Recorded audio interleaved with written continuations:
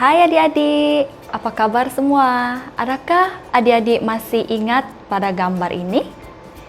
Ada berapa orang di dalam gambar ini? Dan siapakah mereka?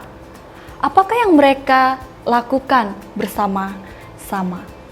Ya, Yesus dan dua orang muridnya.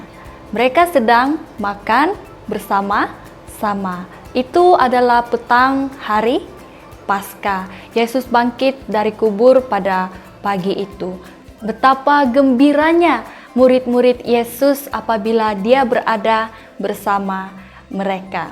Tetapi tiba harinya Yesus akan kembali ke surga.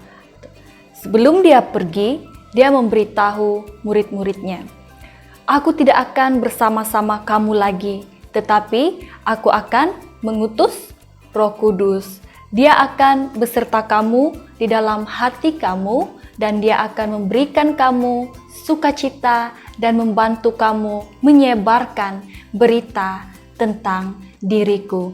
Dia akan memimpin dan dia akan membantu kamu untuk mengetahui apa yang harus dilakukan sama seperti yang aku lakukan. Nantikanlah dia di Yerusalem."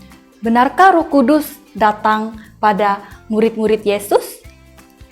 Ya, tentu sekali. Seperti yang dijanjikan oleh Yesus. Selepas itu, murid-murid Yesus tidak takut lagi. Mereka memberitahu orang lain tentang Yesus dan apa yang terjadi. Marilah kita mendengar cerita ini. Lelaki tua, perempuan tua, lelaki muda, perempuan muda, dan anak-anak yang kaya, miskin, mereka semua datang kepada murid-murid Yesus dan berkata, "Kami mau percaya kepada Yesus. Kami mau bertobat daripada dosa-dosa kami. Kami mau menjadi anak-anak Allah." Murid-murid Yesus sangat bersukacita dan berdoa bersama-sama dengan mereka. Jadi mulai saat itu kehidupan mereka pun berubah. Yang jahat tidak berbuat jahat lagi. Mereka yang tidak suka antara satu dengan yang lain sudah berdamai. Mereka yang saling membenci, kini mereka sudah menjadi kawan. Mengapa? Karena Roh Kudus yang hidup di dalam mereka adalah Roh kasih. Dia telah mengubah hati mereka. Sebab itulah mereka boleh melakukan semua perkara baru itu karena kasih. Nah, setiap hari mereka akan berkumpul dan menyembah Allah. Mereka menyanyi, memuji Tuhan, berdoa, dan mendengar firman Tuhan. Sama seperti yang kita lakukan hari ini. Mereka merupakan gereja yang pertama. Betapa gembiranya mereka semua pada saat itu.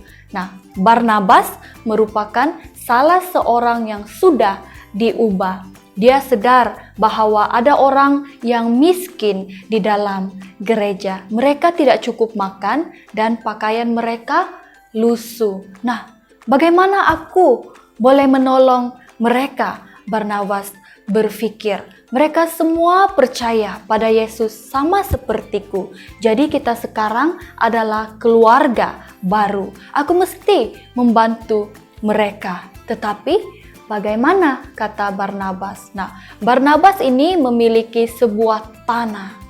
Pada suatu hari, Barnabas berdiri dan memandang ke arah tanahnya.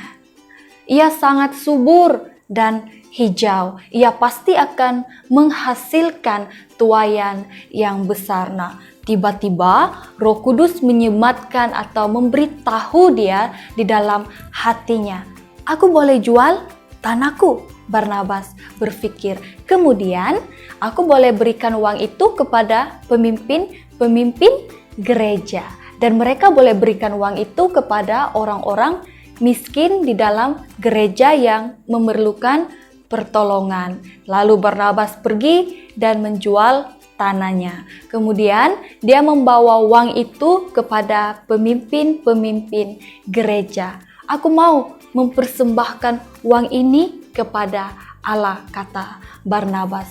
Gunakanlah ia untuk membantu saudara dan saudari kita yang kurang bernasib baik. Nah, para pemimpin gereja mengambil uang itu dan membahagikannya di antara orang miskin di dalam gereja yang memerlukan.